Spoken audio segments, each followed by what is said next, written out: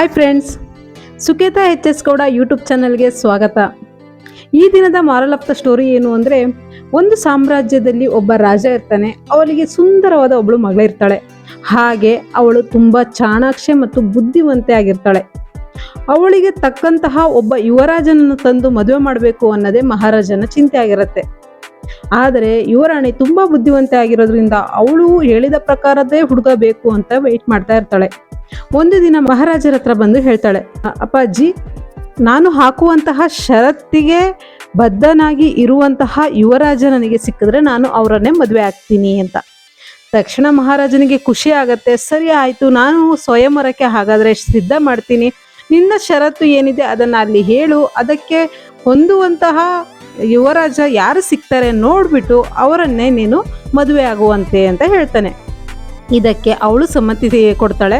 ಮಹಾರಾಜ ಅವರು ಏನು ಮಾಡ್ತಾರೆ, ಸ್ವಯಂವರಕ್ಕೆ ರೆಡಿ ಮಾಡ್ತಾರೆ. ಬೇರೆ ಬೇರೆ ಸಾಮ್ರಾಜ್ಯದಿಂದ ಎಲ್ಲ ಯುವರಾಜರು ಬರ್ತಾರೆ. ಬಂದು ಕೂತಾಗ ಈ ಯುವರಾಣಿಯನ್ನು ಕರ್ಕೊಂಬರ್ತಾರೆ. ಆದಾಗ ಅವಳು ಏನು ಮಾಡ್ತಾಳೆ ಅಂದರೆ, ಹೋಗಿ ಒಂದು ತೂಗುಯ್ಯಾಲೆ ಮೇಲೆ ಕುತ್ಕೊಂಡು ಹೇಳ್ತಾಳೆ, ನನ್ನನ್ನು ಇಲ್ಲಿಂದ ಯಾರು ಎಬ್ಬಿಸ್ತಾರೋ ಅವರನ್ನೇ ನಾನು ಮದುವೆ ಆಗ್ತೀನಿ. ಆದರೆ ನನ್ನನ್ನು ಎಳೆಯೋ ಹಾಗಿಲ್ಲ, ಮುಟ್ಟೋ ಹಾಗಿಲ್ಲ. ಹಾಗೆ ನಿಮ್ಮ ಬುದ್ಧಿವಂತಿಕೆಯಿಂದ ನೀವು ನನ್ನನ್ನು ಎಬ್ಬಿಸ್ಬೇಕು ಅಂತ ಹೇಳ್ತಾಳೆ.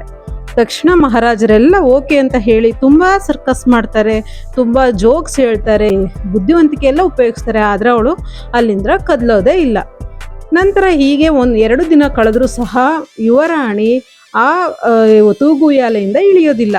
ಮರುದಿನ ಏನಾಗತ್ತೆ, ಒಬ್ಬ ಕುರಿ ಕಾಯುವವನು ಬೇರೆಡೆಗೆ ಕುರಿ ಮೇಯಿಸ್ತಾ ಇರ್ತಾನೆ. ಅವನೇನು ಮಾಡ್ತಾನೆ, ಈ ಯುವರಾಣಿ ಎಲ್ಲಿ ಕುತ್ಕೊಂಡು ಸ್ವಯಂವರ ನಡೆಸ್ತಾ ಇರ್ತಾರೆ ಅಲ್ಲಿಗೆ ಬರ್ತಾನೆ. ಕುರಿ ಮತ್ತು ಅವನ ನಾಯಿಯನ್ನು ಇಟ್ಕೊಂಡು ಬರ್ತಾನೆ. ಬಂದವನು ಯುವರಾಣಿ ಎಲ್ಲಿ ಕೂತಿರ್ತಾಳೆ ಅಲ್ಲೇ ಸ್ವಲ್ಪ ದೂರದಲ್ಲಿ ಕುರಿಯನ್ನು ಕಟ್ತಾನೆ, ಮತ್ತು ನಾಯಿಯನ್ನು ಅಲ್ಲೇ ಇನ್ನೊಂದು ಬದಿಯ ದೂರದಲ್ಲಿ ಕಟ್ತಾನೆ.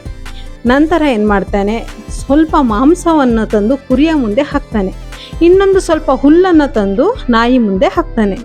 ಆಗ ಯುವರಾಣಿ ಅದನ್ನು ನೋಡ್ತಾ ಇದ್ದಳು. ಹೇಳ್ತಾಳೆ, ಅಪ್ಪ ತಂದೆ, ಅದು ಸಸ್ಯಾಹಾರಿ ಪ್ರಾಣಿಗೆ ನೀನು ಮಾಂಸವನ್ನು ಹಾಕ್ತಿದೀಯಾ, ಮಾಂಸಾಹಾರ ಪ್ರಾಣಿಗೆ ಸಸ್ಯ ಆಹಾರವನ್ನು ಹಾಕ್ತಾ ಇದೀಯಾ, ಸೊ ನೀನು ಅದನ್ನು ಬದಲಾಯಿಸು ಅಂತ ಹೇಳ್ತಾಳೆ.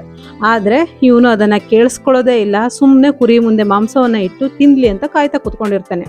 ಮತ್ತೊಮ್ಮೆ ಕೂಗಿ ಹೇಳ್ತಾಳೆ, ನೋಡಪ್ಪ, ಅದು ಮಾಂಸ ತಿನ್ನೋದಿಲ್ಲ, ಹುಲ್ಲು ತಿನ್ನೋದು, ಅದಕ್ಕೆ ಹುಲ್ಲನ್ನು ಹಾಕು ಅಂತ. ಆದರೂ ಅವನು ಕೇಳಿಸ್ಕೊಳ್ಳೋದಿಲ್ಲ, ಸುಮ್ಮನೆ ಕೂತ್ಕೊಂಡೇ ಇರ್ತಾನೆ. ಆಗ ಇವಳಿಗೆ ಅನ್ಸುತ್ತೆ, ಅವನು ಕಿವುಡ ಇರ್ಬೋದು ಅಂತ ಹೇಳಿಬಿಟ್ಟು ಅಲ್ಲಿಂದ ಎದ್ದು ಬಂದು ಇವನಿಗೆ ಮುಟ್ಟಿ ಹೇಳ್ತಾಳೆ, ನೋಡಪ್ಪ, ಅದನ್ನು ತೆಗೆದು ಅಲ್ಲಿಡು, ಆ ಹುಲ್ಲನ್ನು ತಂದು ಕುರಿಗೆ ಇಡು, ಆಗ ಕುರಿ ತಿನ್ನತ್ತೆ ಅಂತ.